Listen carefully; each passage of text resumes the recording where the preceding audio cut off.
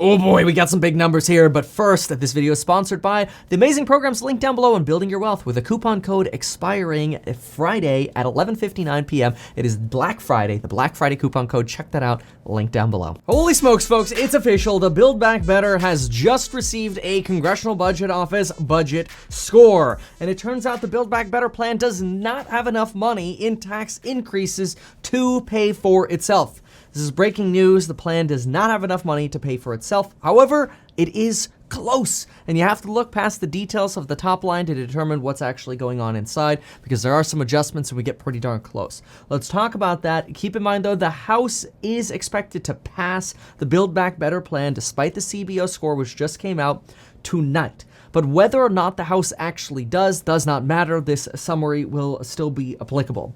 So let's talk about what's going on. First, the Congressional Budget Office, which is a nonpartisan group that essentially reports on how much income and spending or expenses there will be associated with a piece of, or a bill, legislation, reports that we should expect 1.636 billion in spending. Keep in mind the CBO does not include tax credits as a form of spending, even though when we hear about this $1.75 trillion infrastructure plan or this social infrastructure spending plan, we do include tax credits in that, but the CBO does not. So their estimate comes in at 1.636.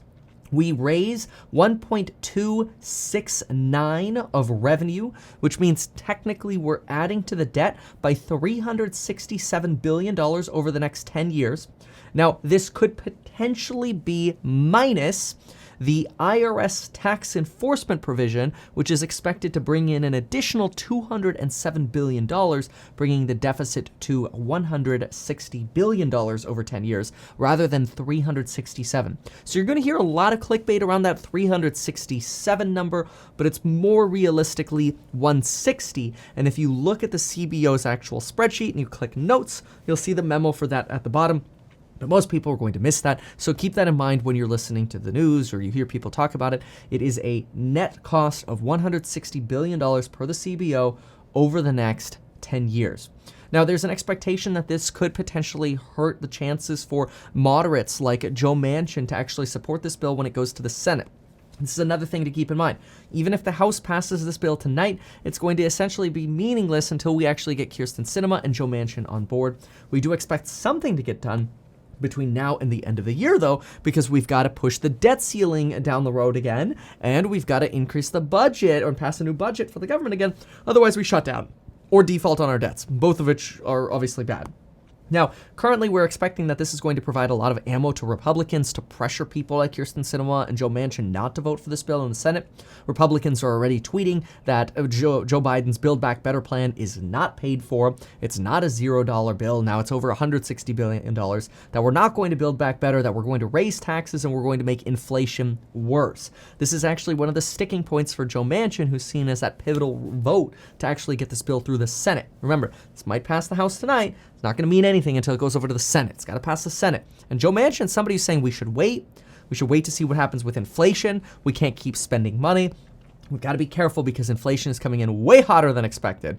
And so far, it doesn't feel like it's transitory at all. Now, regarding the IRS provision, the White House has told us that they expect to raise about $411 billion from more audits done on Americans to actually raise $411 billion. The Congressional Budget Office actually thinks that new audits are only going to bring in about half that, or $207 million. That's that $207 million that you can add to that 367 number you're going to keep hearing to get to $160 billion of extra debt we're going to have over the next 10 years. But again, the IRS and the White House were expecting to raise $411 billion. It looks like the CBO believes they're only going to end up getting about half that expectation. Keep in mind, Joe Biden, progressives, Janet Yellen have all said that this bill is going to be paid for.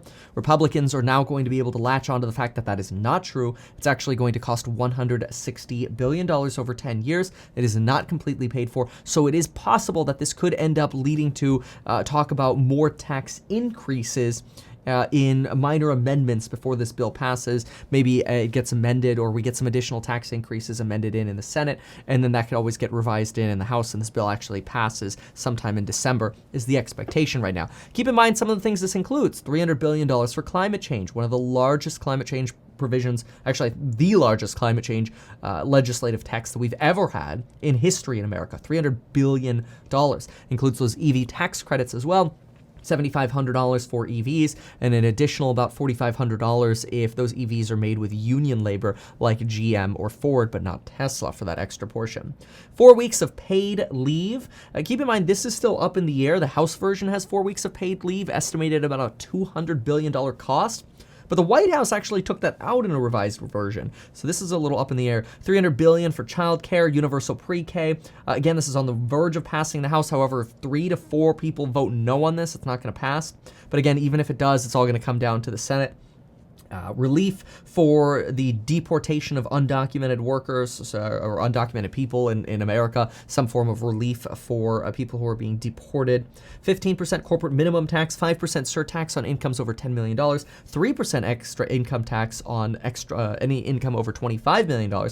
Kevin O'Leary, by the way, the shark on Shark Tank, says that this is going to be the worst tax Americans have ever seen, the worst amount of taxation on Americans we've ever seen, and living in states like California or New York would be the worst places to live in the world in terms of taxation. This is something that Kevin O'Leary said on his channel. But anyway, taxes on stock buybacks, retirement accounts. There also is expected to be a Medicare provision that'll get passed so that Medicare can negotiate drug rates. This is expected to save $79 billion for Medicare over this next decade. But the CBO also mentioned that we would likely end up with one less drug coming to market over this next 10 years, and then an additional 4 fewer drugs coming into the market over the next 10 years thereafter, because there would be less money or less profit for the companies to potentially use for new drug research. Now, the SALT cap is also expected to be bumped from $10,000 to $80,000, and that deduction cap expiration being pushed down to 2030. This certainly helps high property tax states like Texas or high state income tax states like California or New York, where those individuals would be able to write more money off on their taxes. But again, big thing is this does put us about $160 billion more into the hole. This is the CBO report. If you found this helpful, consider sharing the video. Check out the programs linked down below on Building Your Wealth. And folks, we'll see you in the next one. Quick reminder, the programs on Building Your Wealth come with private live streams with me as well, so we can talk about my thoughts on the market, what's going on, where my head is, and you get to ask questions directly in terms of what your thoughts are or what questions you might have regarding the market through these live streams. Look forward to seeing you there. Can't wait. Thanks so much for watching this video. YouTube influencer Kevin Paffrath. What up? Like and subscribe. Bye.